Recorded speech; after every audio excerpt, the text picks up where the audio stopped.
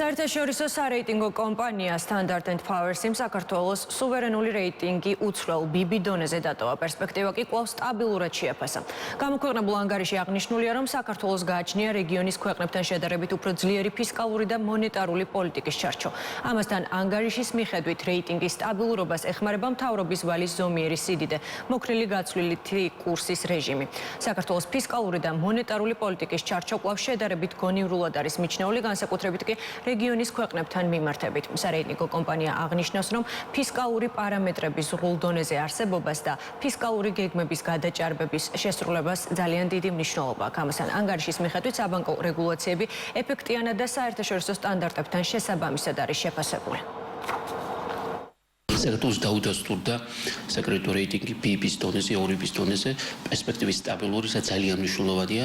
საქართველოს აქვს მაღალი ეკონომიკური და აქვს სწორი ეკონომიკური პოლიტიკა, რაც საბოლოო ჯამში განაპირობებს 2025 წელსაც ფინანსურ სტაბილურობას და ეკონომიკური ზრდის მაღალი ტემპების შენარჩუნებას. S&P-ის შეფასებით საქართველოში არსებული საბანკო მარეგულირებელი ნორმები არის შესაბამისობაში საერთაშორისო სტანდარტებთან და საბანკო სისტემა გამოირჩევა მყარი კორპორატიული მმართველობით და მაღალი დონის გამჭვირვალობით. როგორც სარეიტინგო სააგენტო აღნიშნავს, მიუხედავად მიზნობრივ ინფლაციაზე დაბალი მაჩვენებლისა, არსებული გაურკვევლობის ფონზე საქართველოს ეროვნული ბანკი შეინარჩუნებს თხილ მონეტარულ პოლიტიკას. S&P-ის მიერ გამოქვეყნებულ მიმოხილვაში ხაზგასმით არის აღნიშნული ის, რომ საბანკო სექტორი სტაბილურია. ბოლო 4 წლის განმავლობაში ჩვენმა საშუალო ეკონომიკურმა ზრდამ შეადგინა თითქმის 10% და შარშანდელი წელის დამხურე 9.5%-ით, რაც არის ძალიან მაღალი მიღწევა.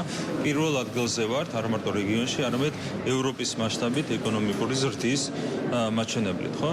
რა თქმა უნდა, ასეთი იქნება 2025 წელიც, თუმცა კეთდება აბსურდული განცხადებები ამ უცხოელი აგენტების მხრიდან, ხაზარაძე, გილაური და სხვები, რომლებიც ამბობენ, რომ თითქოს ეკონომიკური ვარდნაც კი ემუქრება 2025 წელს ჩვენს ქვეყანას. თან ეს ხდება რის ფონზე.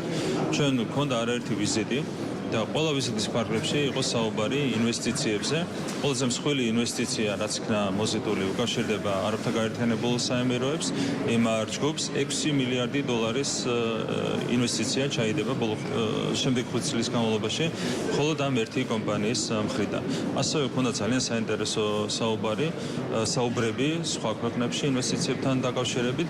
მთლიანობაში ჩვენ გადაჭარბებით შევასრულებთ იმ 4 წლიან გეგმას, რომელიც წარმოადგენდა წინა საარჩევნო საზოგადოების წინაშე.